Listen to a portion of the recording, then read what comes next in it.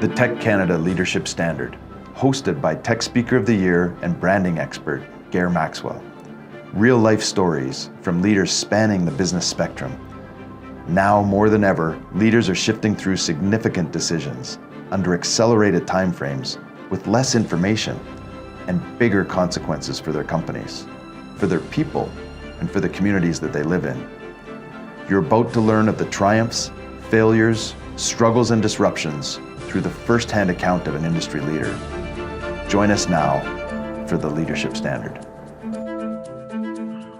Welcome to the Leadership Standard, where we dive into the art, science of disruption and how to play the Endy game with Mike Gettis. Incredible story. Mike, 33 years old, has 89 million reasons, at least 89 million, of why you want to absorb everything we're going to talk about today. Because Mike, I think your story of disruption and the buyout with Sleep Country Canada is one of the great disruptive stories in business, not only in this country, but anywhere in North America. Mike, how do I say this, but welcome to the show. Well, thank you very much. I appreciate it. Is there, and the first question I have is, has it all sunk in yet what it's like to start a company from scratch? Because originally you and your partner were selling pillows and have somebody come and buy it for like $89 million. Has that even sunk in yet? No. I don't know how it really ever sinks in completely. I think looking at it from the outside, it's easier to sort of see it maybe sort of like the outside of your house, see it in completion and what it looks like. But sort of from the inside, I think our goal is to just continue forward and continue on our mission. I haven't fully stepped back and taken a look. That's for sure. So for people just joining us, and also for people who are wondering about Endy, the buyout with Sleep Country, the metaphor that I would use would be you're kind of like the Dollar Shave Club of the mattress industry. Is that an accurate metaphor, Mike? Sure. Yeah, no, sure. There's been a couple vertical e-com companies that have done very well in terms of finding a vertical and attacking it and then getting bought out by essentially the incumbent that they look to disrupt in the first place. And this seems to be happening in a lot of different in places. And I think people would always be fascinated to know the origin story of how you and Raj, your partner, can you take us back to that day when you woke up and realized, okay, we're going to start something. We're going to start selling pillows, because back then you would have no idea of where the road would lead. So where did it start? What city? What year? And where did the journey take you? Just take us a little bit, Mike, on the on the journey, as it were. So yeah, for sure. I mean, I think Raj and I definitely took slightly different paths. I mean, we were even just talking about this yesterday, that we look at things very differently, but somehow we arrive at the same conclusion most of the time.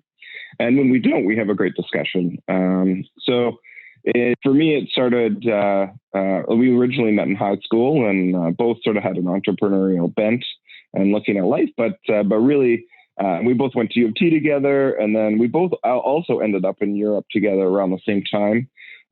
So I can probably speak a little bit more from my perspective on it, and kind of allude to sort of where Raj was coming from. But on my perspective, a lot of this was just enjoying business, and I graduated from computer engineering, but I always kind of had an eye towards the business world.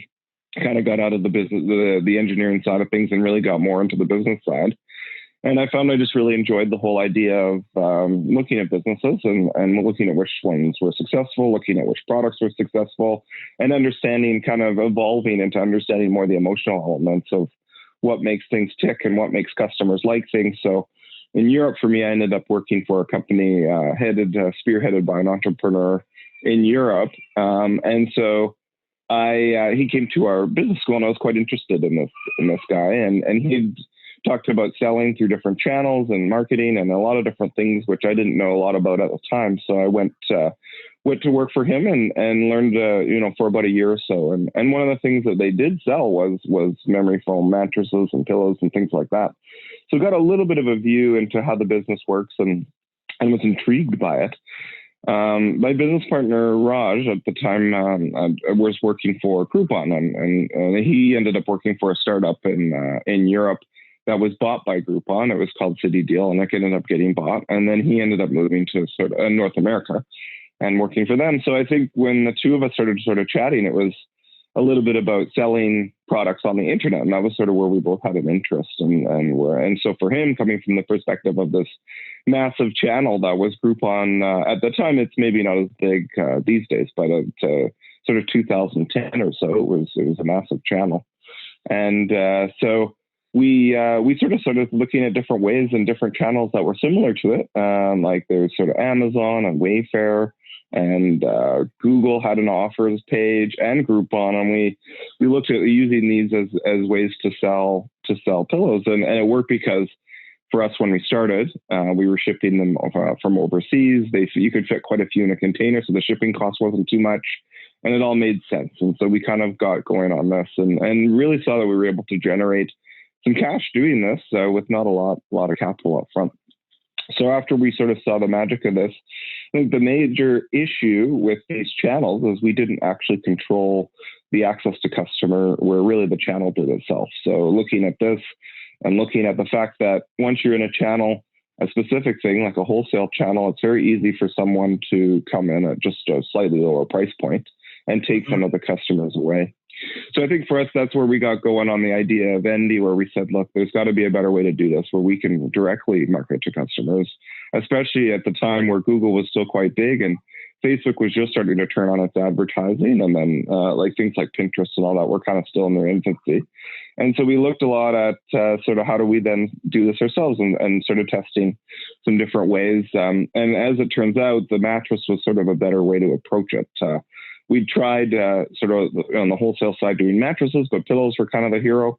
And what we found with sort of looking at the vertical e-commerce, that the people were willing to buy a full-size mattress based on an ad, even just through social media. And so as we sort of tested it more, and we also saw some competitors taking off, we really saw this as the way to go. So for Raj, he had a very personal story where his girlfriend at the time, and this was around sort of 2014, late 2014, and 2015 is when we launched to the public. But he had a story where his girlfriend was living in New York and he was living in Chicago, and she needed a new mattress. And he said, well, geez, how do I get you a mattress? So he looked online and started kind of poking around and discovered this idea that you can put a mattress in a box. And that was also one piece for him. So that was sort of a personal story where he was quite excited about finding this. So yeah, we went sort of through that iteration, and then we kind of went into it, and we were still selling pillows, and we sort of started Endy as sort of a second, to disrupt ourselves a little bit, right? And then yeah, it started to really take off, and like now we no longer have that pillow business. It didn't last too long as we got undercut on price, and Endy took off. So that's kind of the story to get it going, and how the two of us came to that to mattresses of all things.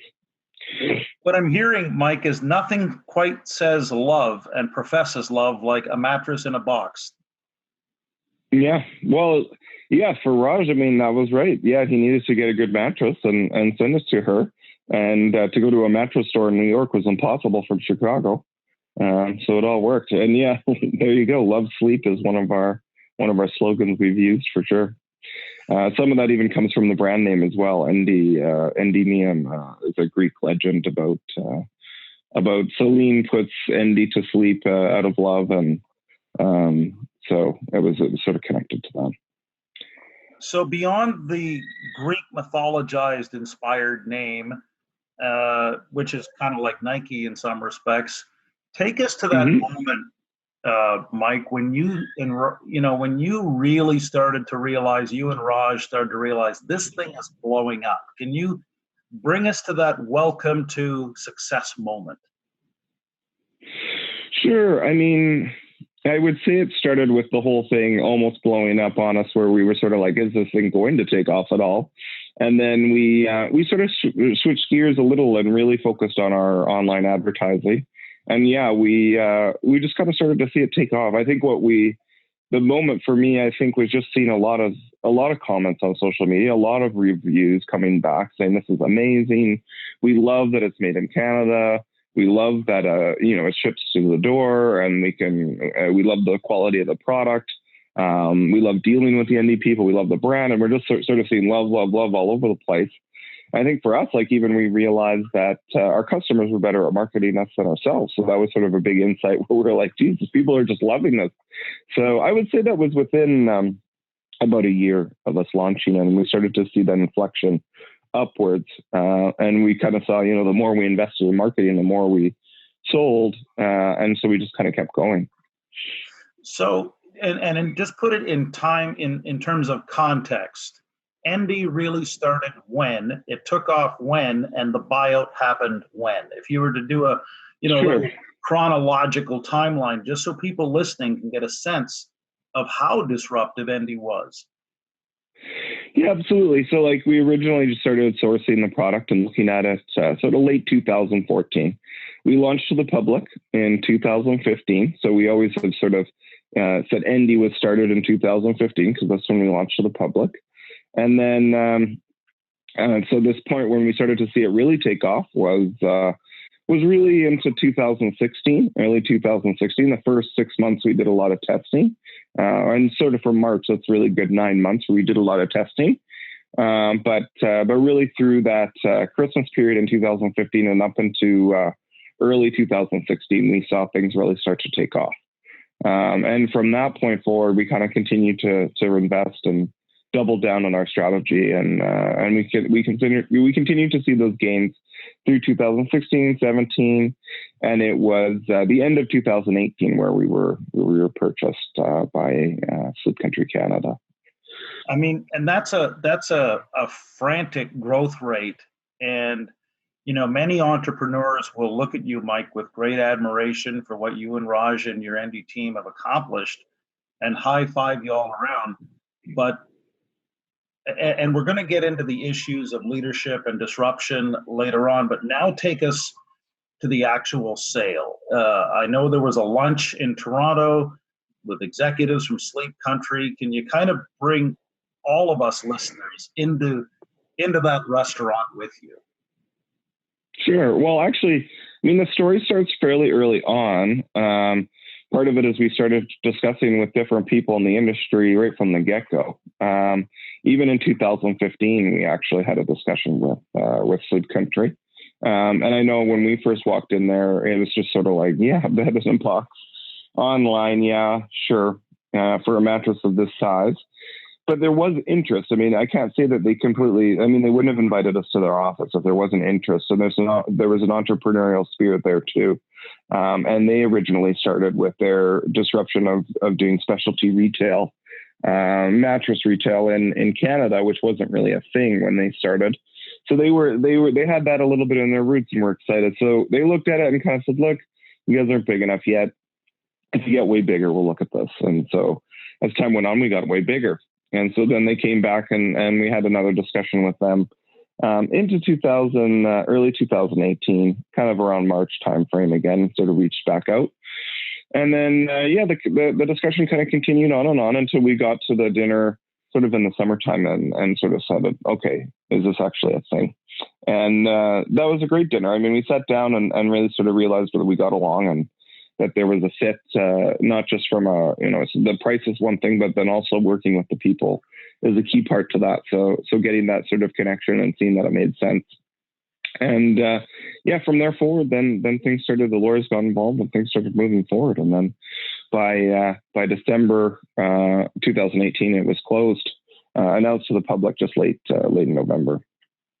We like to talk about the recurring themes of change and challenges, vision, direction on this program, but we really, I think, need to do a deeper dive on disruption, because as I was telling people that I know in my circle before we sat down to record this, I'm saying, hey, Mike's got 89 million reasons why he knows a thing or two about disruption. So when you hear people talk about disruption, as someone who's actually lived that whole disruptive experience, what are your thoughts? Are there common myths, for example, or things that the business audience big picture just doesn't seem to plug into just yet. Yeah, I mean, it's a loaded word in a lot of ways, right? I mean, it's definitely a buzzword. I mean, even in Silicon Valley, they're pretty happy to use the word disruption a lot. They have the Disrupt conference with TechCrunch. And I think in some ways what people have associated it with in the general public is a lot associated with being disruptive, just from the pure meaning of the word, not in a business sense, but of just, taking a business that exists and making it hard on them by disrupting and coming in from a different angle. And people sort of like that, right? There's a story of an underdog coming into a big industry and managing to take market share from a large incumbent that's been there for a long time and knows a thing or two about that industry. And that story is compelling for people. People really enjoy that. And I think that's where this disrupt part comes from, where you're really just sort of shaking things up and shaking the tree. I think the only other thing is sort of from my perspective, where the myth kind of sometimes is, when you're talking about it purely from a business sense, the term disruption really originally was coined by a Harvard business professor, Clayton Christensen. And it was referring to essentially there was a basic theory around building businesses that had, instead of having, say, like in the mattress thing, instead of having full retail stores, you shipped online and you used a simpler method. Also in terms of price point, instead of being a $1,500 mattress we're selling for $850. So the disruption is based on also a price regime that's at a different place. And we're simplifying distribution to people. So I think that in terms of the way the original definition from a textbook in a Harvard business textbook, that we were disruptive. So not all businesses that quote unquote are disrupting an industry from the perspective that they may be talking to the public may not be actually disruptive. Like there are razor blades online. Like you can buy shavers online that are way more expensive than a Gillette shaver. And that's the direction I ended up going because it was a single blade and I sort of liked the mechanism and all of that. So you could say, yes, we're disrupting shaving, but technically they're not because you're charging more than Gillette for a razor blade and for the handle. But for the experience of being able to order online, for me, that's sort of the way to go. So yeah, depending on how you look at it, I don't necessarily mind people using the disruption term in a broader sense, and that's kind of the way it's gone. But in general, I mean, the idea is that you take a product and by making, say, distribution more efficient, we don't have the middleman, we don't have the retail footprint when we originally started, and so you're able to tackle a much larger incumbent based purely on that efficiency.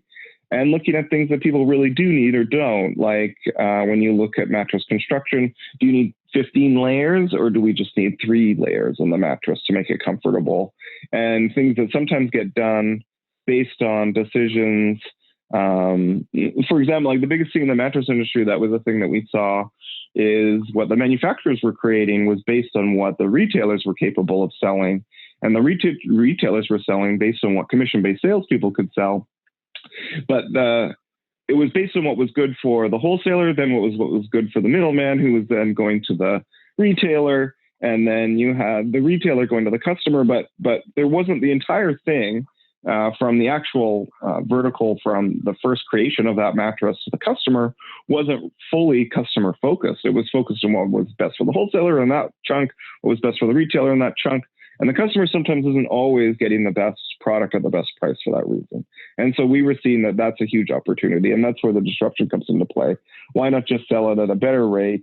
Not make a 15-layer mattress, but a 3-layer mattress was all we needed from what the customers were looking for, and do that and get it to them more efficiently and have a better return policy, have better customer service, and whatnot. So that was where we were able to disrupt the market fairly quickly. You know, as I listen to you, Mike, I can't help but picture Ted Turner didn't know anything about network news, came in and launched CNN. Jeff Bezos had no background in retail, came in and created Amazon. What I'm hearing is you have basically no background in the mattress industry, and yet you've disrupted successfully that particular segment. Do you think it's an advantage and I'd love to hear your thoughts on that, and I'm sure our listeners would, to come at an industry with completely fresh eyes. What are your thoughts? Yeah, I do. I think there is an advantage.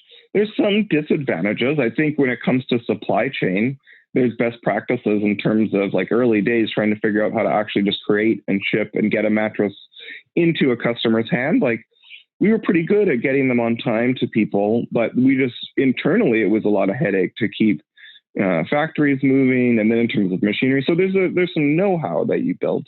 So being an industry insider isn't necessarily bad. But definitely there becomes a sort of status quo that occurs in an industry, and especially amongst a mature industry like mattress retail.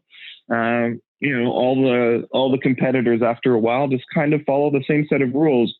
You have to have a sale at this time of year, and the sale is normally this amount, and you normally upsell a bed frame with it, and you run a TV ad, and you do this, and they all kind of do it the same way after a while, and they watch each other, and it just normalizes, and everyone's okay, and they make their margin, and they look at their quarterly targets and try to increase. But then when you come in from the outside, you're like, well, why do it this way? Why not just do it a different way? So especially from that marketing perspective, you can really sort of break the mold. And we notice that people like something that's different.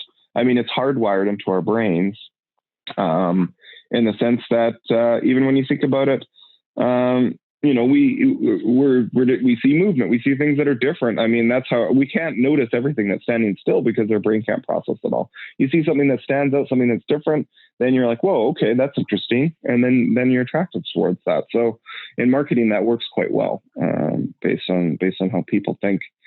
So yeah, the outside is a benefit, but then there's the downside, and so now with supply chain, we're great. We have a whole team managing all that. Everything's easy, but at the start, definitely it was just a lot to get everything sorted out and making sure everything was shipping on time. And even some of the suppliers weren't used to having one SKU, really, because we just have one mattress to simplify it for the customers. They were used to having a ton of different SKUs, 50 here, 50 there, in terms of unit size. And we're just like, we want thousands of the same SKU. So they weren't set up to do that. So some of that was also a learning on their end for the way the e-commerce industry was structured. So yeah, I would say there's sort of a double-edged sword with that for sure. What do you think it says about you psychologically? I don't want you to get too Freudian on us, but what I'm hearing psychologically, there's something wired a little bit differently in Mike Gettis that says, if everybody zigs, you had to zag. Yeah, I think so. No, I looked into it a little bit. Like we internally at our company did a Myers-Briggs personality profile. And and it wasn't a huge surprise in that there was a lot of people with entrepreneurial personality types. And so I looked into it a little bit.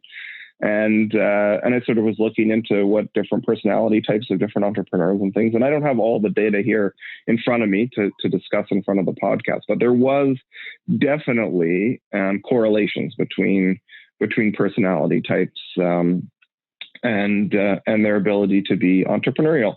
Definitely, you need to have the emotional and the intelligence to do it too. But in terms of personality, I think that's a huge factor.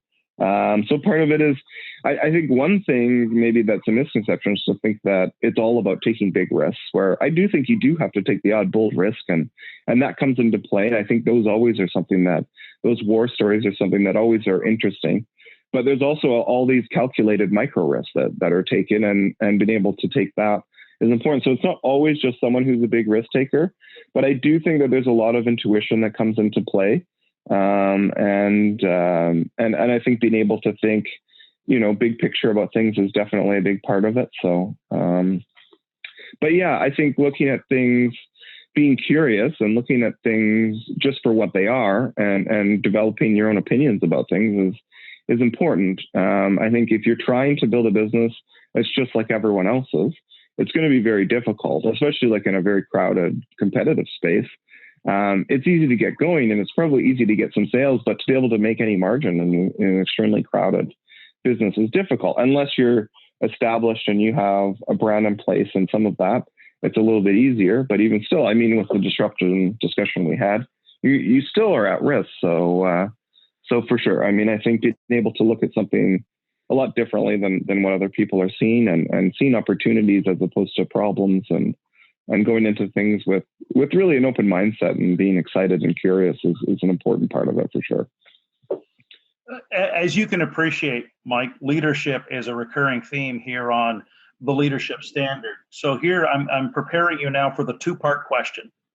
Two-part question. Number one, how do you define leadership? And number two, when did you realize, when was that moment when you realized you had the skills to lead? Yeah, I think it's an interesting question when it comes to leadership. I think it definitely continues to evolve in terms of the way they look at it. But I think there's a couple facets to it. Like one of it is it really like an innate thing? Are there innate leaders, and are there other leaders who are where it's learned? And I think it's a combination of the two. I mean, I think if you really don't like people at all, then leadership may not be a great path, because people is the key to the whole thing. So if that's a personality trait you have, it may be a difficult path. But still, I mean, there are people who are more introverted and are still great leaders. So it doesn't mean necessarily it's not there. But I think one of the things in terms of learning, I think it really comes down to a sense of emotional intelligence. And a lot of that comes down to being able to understand people's motivations, being able to understand people's emotional reaction to things, and being able to understand what really drives people and gets them excited. But I think some of the traits that are important too are kind of understanding when you need to kind of be there and get involved and when you don't, and understanding the nuances between that. Like, I don't think it's not just about, constantly being on top of people and getting them to do something that you want. I think for what we realized is some of our best leaps and bounds came sort of from out of the void. It wasn't necessarily that we were sitting there being like, okay, let's purposefully get this mattress on Pinterest, and then we're going to sell it to these specific demographic who live in this postal code, and then be like, okay, wow, that works. Great. Awesome. We figured it out. It was about allowing things to evolve a little bit. So I think for me, what I found has been important is to not necessarily have my finger on the pulse or have my hand on the wheel constantly. A lot of times it's allowing people around and letting the team who have a different view on things, and having people with hiring the right people and getting people with a different skill set and different viewpoints and diverse ways of looking at things, and put them in a room. And once people start talking and start coming up with ideas, all of a sudden, sometimes new things can unfold that you never would have thought of. And I think as a leader, just on your own, to think that you're the one to discover everything and always be the one to figure it all out is foolhardy. So I think that was a big part for us. I mean, kind of how did we figure out an industry that hadn't been created yet? And that was a big part of it. I think there's a big thing too in terms of motivation and keeping people excited. And I think both my business partner and I were able to kind of yin and yang as we needed to.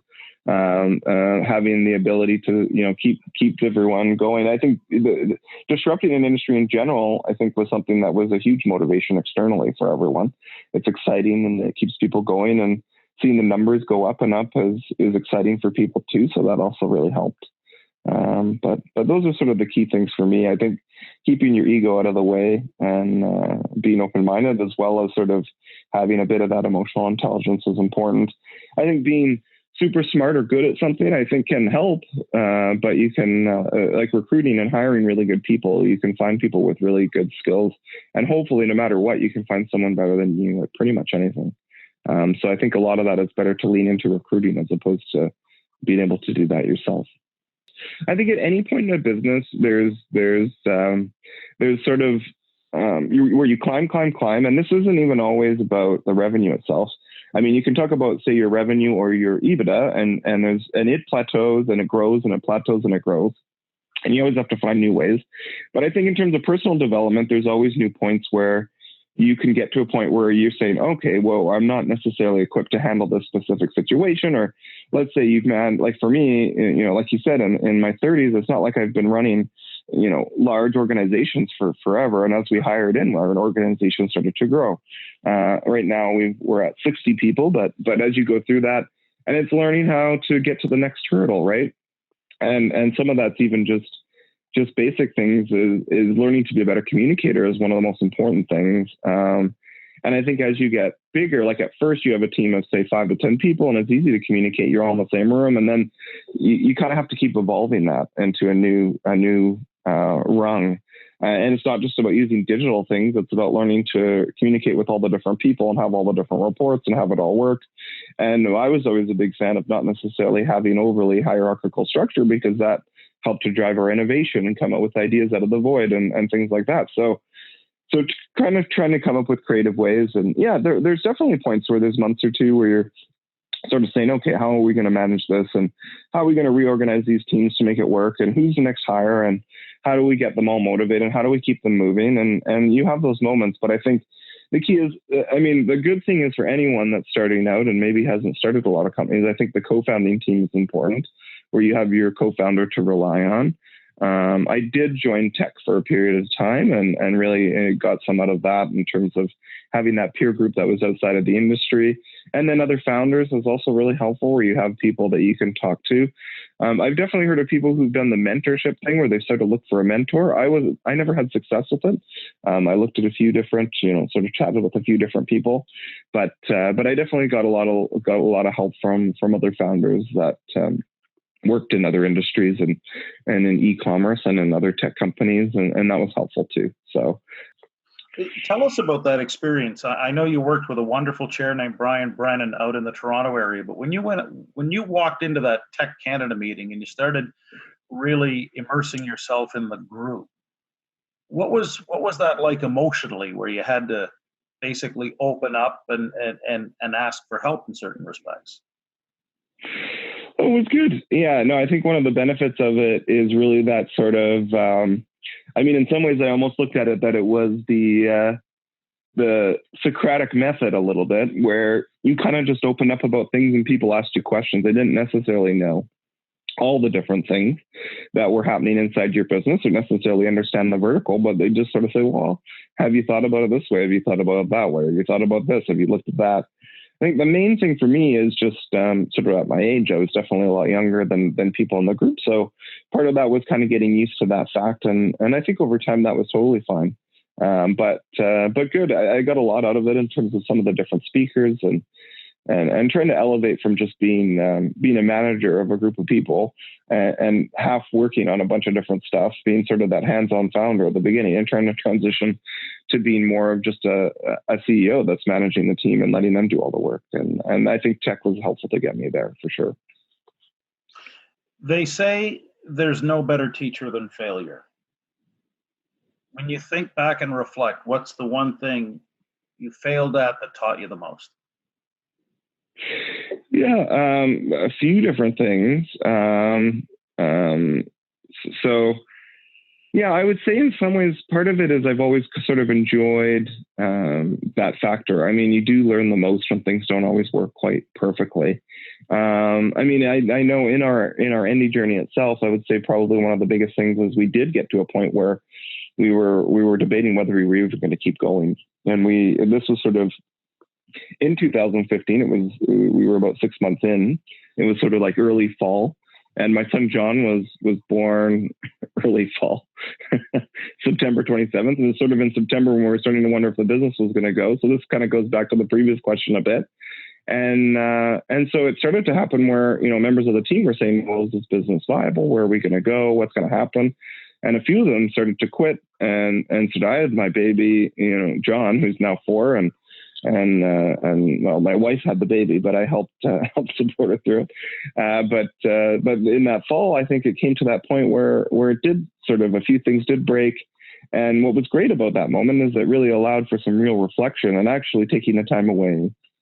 On paternity leave, I took really only a few weeks. My wife always says it was more like 2 weeks, but I took a little bit of time away and was able to kind of really dig in and reflect. And that time away was actually valuable. And I was able to take some time with my young son. So it all ended up working out and looking at what we were doing wrong and why things weren't scaling and looking at team members and bringing in some different people, and all of that kind of came back together. And then we pushed the envelope, and then in early 2016, things really started to take off. It wasn't an issue with the business model. It was really just how we were getting it out to people, and we weren't using the right marketing channels, and we didn't have the right messaging, and we didn't, a bunch of different things. And once we made those tweaks, it all came around. So that one was a good sort of teacher. And I think for me, I think that's, one of those entrepreneurial traits where you just kind of got to persevere. You got to keep going. You can't just you can't sit and stare in the sun and wonder what's going to happen. You've got to take action, and you've got to have that bias towards doing something. And I think that'll always sort of stand you in good stead. Mike, what are you curious about right now? Like, for example, what books are you reading? What podcasts or YouTube channels do you follow? Yeah, I really liked Ray Dalio. He's kind of big and popular these days purely from the economic perspective, because he's kind of predicting this big crash coming. But aside from that, I'm not as, who knows what will happen with the stock market? That's impossible to know. But if anything, his management theory that he put in his principles book, I haven't gotten all the way through. It's a thick book, but everything I'm sort of reading so far I really like. And I think his discussion, what he's done is tried to break down his management thinking into a series of principles, and almost puts it in a format where each one is defined and there's an example, and it goes through, and it's quite impressive what he's put together. I think also when I looked it up, his personality was the same as mine, and I realized that's sort of why I liked it, because it suited my style. But, I talked to my business partner, and he's just like, a group of principles, whatever. I just kind of fly by the seat of my pants and do it my own way. And that also works for some people too. So I kind of liked the way Ray Dalio did it. Definitely talks about radical open-mindedness and transparency. The transparency piece I found really interesting, about being just hyper transparent about everything that's happening. And I think there definitely, I see in just about every organization I've been a part of, and every human being really is somewhat sensitive towards being completely transparent. I mean, there's certain facts that you're just not going to share. And I think, sure, there's sort of the too much information factor of what you had for every meal all the time with everyone. But when we're talking about the business specifically, being very transparent and especially about not being afraid to admit where you may have not looked at things right, or where there could be failure points, or where there could be issues, and having a team that builds that safety and is able to then discuss very transparently what issues are in the business. The problem solving all of a sudden becomes the easiest part about trying to figure out what direction to go, because you break through a lot of those emotional barriers where a lot of people are just kind of afraid to share that, ooh, I'm not too sure about this, or I'm not too sure about that. And especially if it may be a mistake that they've made in recent history, to just be transparent. Say, I made a mistake. I don't think anyone even knows about it. Here it is. And this is what I'm thinking we should do to fix it. Things like this. And so I really quite like that. In the spirit of transparency, on a scale of 1 to 10, how weird are you? How weird am I? Oh, well, I think you have to be a weird person to want to attack the mattress industry online. So yeah, I'm happy to say probably about a 7 or 8, I would say. Who would you want, hypothetically, totally in the weird space? Who would you want to play? Who would you want to play you in your film biopic? As an actor.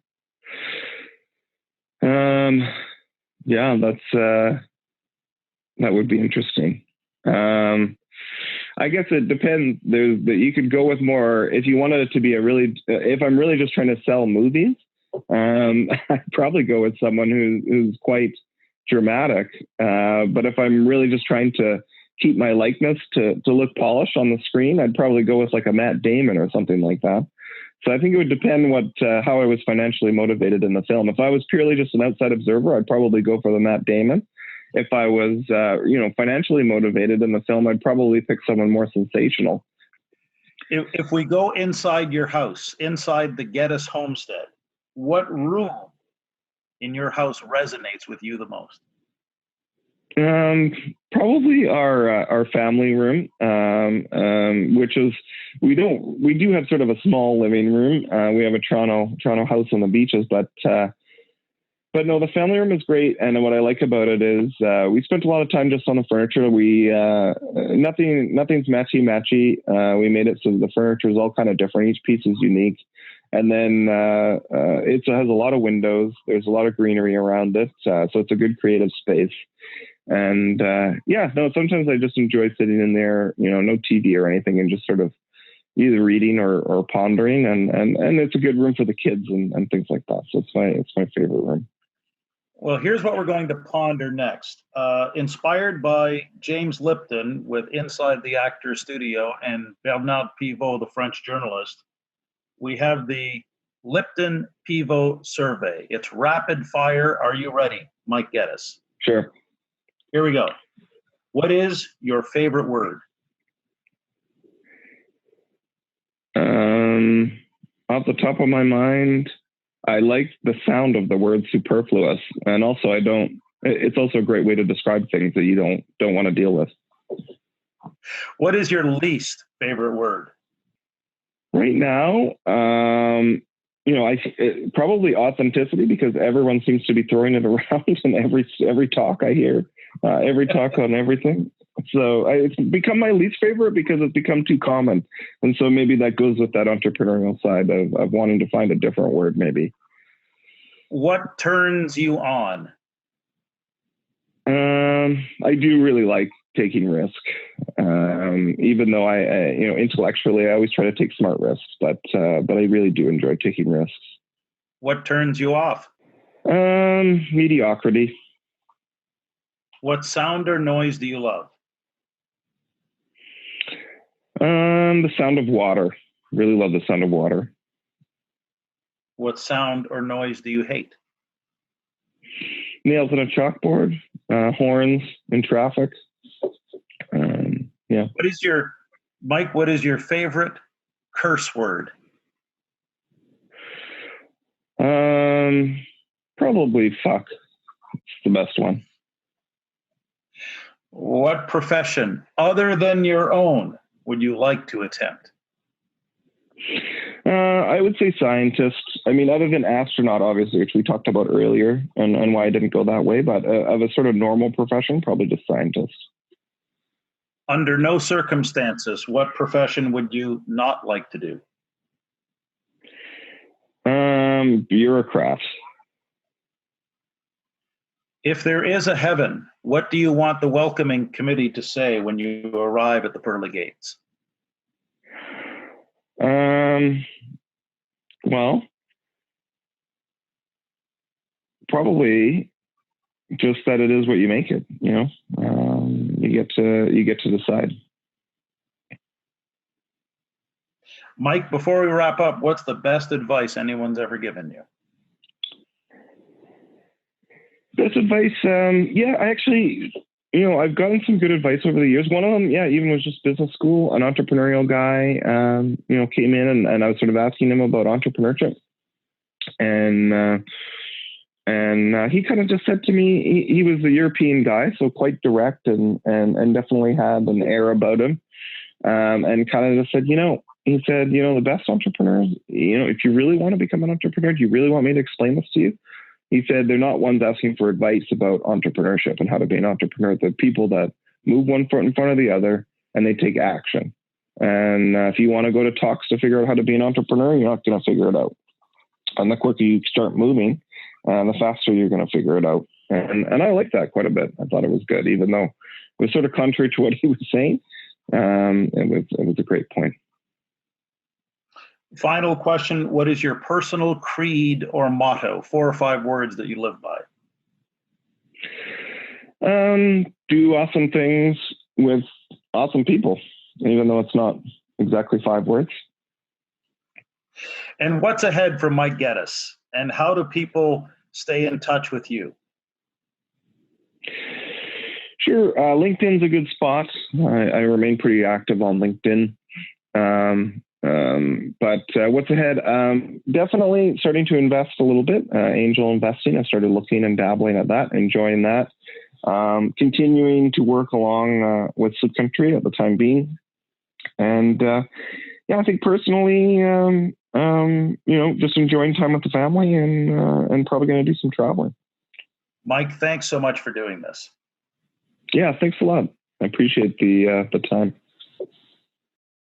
Thanks so much to Mike Gettis for joining us. Leadership, Disruption, and the Endy Game here with TEC Canada and the Leadership Standard. If you want to know more about TEC Canada and its world-class programs that help entrepreneurs like Mike Gettis, check out the website, www.tec-canada.com.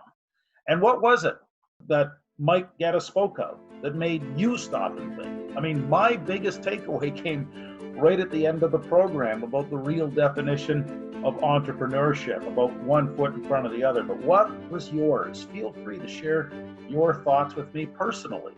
My personal email is gair, G-A-I-R, @gairmaxwell.com. And if you enjoyed the Leadership Standard, feel free to share this podcast with others in your online social networks so that we might inspire someone else to find a higher level of thinking and a new leadership standard.